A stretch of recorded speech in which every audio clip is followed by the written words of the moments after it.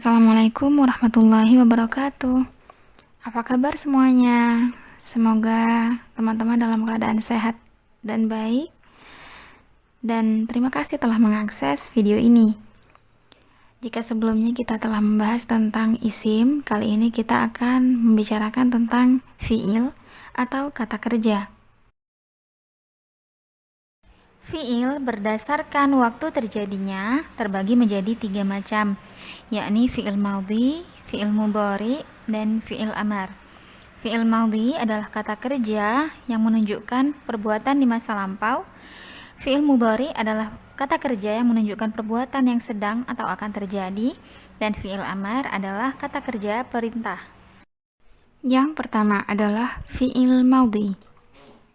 Fi'il maudhi adalah fi'il atau kata kerja yang menunjukkan arti suatu pekerjaan yang telah terjadi atau berkaitan dengan waktu lampau. Contohnya, pada kata akala yang artinya telah makan, jalasa yang artinya telah duduk. Fi'il madhi pada dasarnya huruf akhirnya berharokat fathah, baik secara lafzi maupun takdiri. Seperti pada contoh kata-kata di bawah ini. Kata akala, hamala, dan seterusnya, huruf akhirnya berharokat fathah. Salah satu tanda dari fi'il madhi adalah dapat diberi huruf ta'nits as-sakinah di akhirnya. Seperti contoh kata akalat, ja'alat, dan seterusnya. Di akhirnya bisa diberi ta'nits as-sakinah. Dalam Al-Quran ada banyak sekali penggunaan fi'il madhi, seperti contoh pada ayat berikut ini. Kata khalaqa dalam ayat ini adalah bentuk fi'il madhi, yang artinya dia, laki-laki, telah menciptakan. Cara mengidentifikasinya atau mengenalinya bisa dengan melihat tanda fathah pada harokat huruf akhirnya, atau dengan memahami arti atau makna secara istilah dari kata tersebut. Berikut ini adalah contoh lainnya. Mari kita perhatikan petikan ayat ini. Menurut Anda, manakah yang merupakan bentuk fi'il madhi?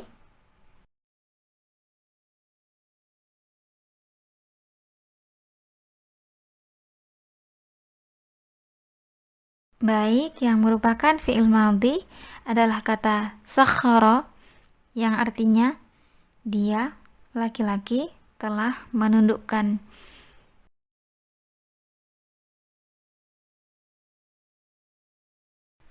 Jenis fi'il berdasarkan waktunya yang kedua adalah fi'il mudhari. Fi'il mudhari adalah fi'il atau kata kerja yang menunjukkan arti suatu pekerjaan atau perbuatan yang akan atau sedang dilakukan. Artinya, ia berkaitan dengan waktu sekarang atau akan datang. Ciri dari fi'il mudhari adalah selalu diawali dengan salah satu dari huruf-huruf mudhara'ah. Adapun huruf-huruf mudhara'ah adalah alif, nun, ya, dan ta. Masing-masing dari huruf mudhara'ah mempunyai fungsi memberi makna subjek dari suatu perbuatan adalah mudzakkar atau muannats, serta dari sisi aspek mufrad, tafniyah, dan jamaknya, serta menandakan apakah orang yang mengerjakan adalah orang pertama, dua, maupun ketiga. Huruf mudhara'ah a menunjukkan pelaku pembicara pertama atau saya. Dalam bahasa Arab ini dikenal dengan lil mutakallim wahdah dan merujuk pada dhamir ana. Seperti contoh pada kata adribu yang artinya saya akan atau sedang memukul. Sedangkan huruf mudhara'ah na menunjukkan pelaku pembicara pertama jamak, yaitu kembali pada dhamir nahnu yang artinya kami atau kita. Seperti contoh pada kata naktubu, artinya kami atau kita akan atau sedang menulis. Sedangkan huruf mudhari'ah ya menunjukkan kepada pelaku orang ketiga. Ia bisa kembali kepada dhamir huwa, huma, hum, dan hunna. Seperti contoh pada kata yadkhulu yang artinya dia, laki-laki, sedang atau akan masuk. Sedangkan huruf mudhari'ah ta mempunyai dua fungsi, yakni menunjukkan orang ketiga perempuan atau lil ghaibah atau dhamir hiya, dan bisa juga menunjukkan orang kedua atau yang diajak bicara, atau seperti dhamir anta, antuma, antum, anti, dan antunna. Contohnya kata tadribu yang artinya dia perempuan sedang atau akan memukul. Sedangkan fungsi untuk orang kedua atau yang diajak bicara contohnya adalah kata taqra'u yang artinya kamu laki-laki sedang atau akan membaca. Jenis fi'il berdasarkan waktunya yang ketiga adalah fi'il amar. Fi'il amar adalah fi'il yang menunjukkan arti perintah. Cara membentuk fi'il amar dapat dijelaskan dengan beberapa langkah berikut. Yang pertama adalah huruf mudhari'ahnya dibuang. Perhatikan contoh kata yanzuru. Ini adalah bentuk fi'il mudhari yang artinya dia laki-laki sedang atau akan melihat. Mari kita buang terlebih dahulu huruf mudhari'ahnya, yaitu ya. Langkah kedua, huruf akhirnya diberi harokat sukun. Dengan catatan, apabila fi'il mudhari tersebut berasal dari fi'il madhi yang sahih akhir dan belum bersambung dengan alif tatniyah, waw jama', ya muannats mukhatabah, nun taukid, dan nun niswah. Yang dimaksud dengan kata sahih akhir artinya lam fi'ilnya bukan berupa huruf illat. Baik, saya akan jelaskan terlebih dahulu. Suatu bentuk dasar fi'il madhi setidaknya terdiri dari 3 susunan huruf, yakni fa, ain, dan lam. Fa fi'il, ain fi'il, dan lam fi'il. Huruf pertama disebut fa fi'il, huruf kedua disebut ain fi'il, huruf ketiga disebut lam fi'il. Ini adalah bentuk fi'il madhi yang paling dasar. Sedangkan huruf illat ada 3 macam, yakni alif, waw, dan ya. Nah, sahih akhir adalah kondisi di mana suatu fi'il madhi, lam fi'ilnya atau huruf akhirnya bukan merupakan salah satu dari huruf illat tersebut. Sekarang mari kita perhatikan contoh kata tadi, yakni kata yanzuru. Fi'il yanzuru merupakan fi'il mudhari yang berasal dari fi'il madhi nazara. Kata nazara, lam fi'ilnya bukan merupakan huruf illat. Oleh karenanya, untuk bisa dijadikan fi'il amar, huruf akhirnya boleh diberi harokat sukun. Nah, kita bisa memberikan harokat sukun pada huruf akhirnya, yaitu pada huruf ra. Kemudian catatan yang kedua, fi'il amar bisa diberi harokat sukun akhirnya apabila ia berasal dari fi'il madhi yang belum bersambung dengan alif tatniyah, waw jama', ya muannats mukhatabah, nun taukid, dan nun niswah. Artinya fi'il mudhari yang akan diubah menjadi fi'il amar tersebut bukan fi'il-fi'il seperti contoh yaf'ulani, yaf'uluna, taf'ulina, yaf'ulanna, dan yaf'ulna. Kata yanzuru adalah fi'il mudhari yang huruf akhirnya belum bersambung dengan alif tatniyah, waw jama', ya muannats mukhatabah, nun taukid, dan nun niswah. Maka ia memenuhi syarat untuk diberi harokat sukun pada huruf akhirnya. Nah, sesudah diberi sukun pada huruf akhirnya, kita bisa menambahkan hamzah wasol atau hamzah qata di awalnya, sehingga menjadi bentuk kata berikut.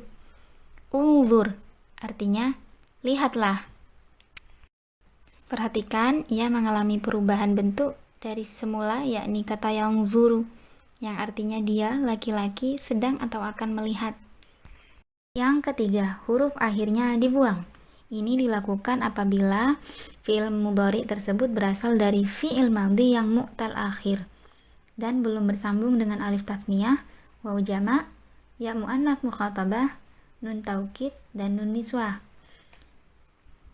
Yang dinamakan mu'tal akhir adalah fi'il madhi yang lam fi'ilnya adalah huruf illat.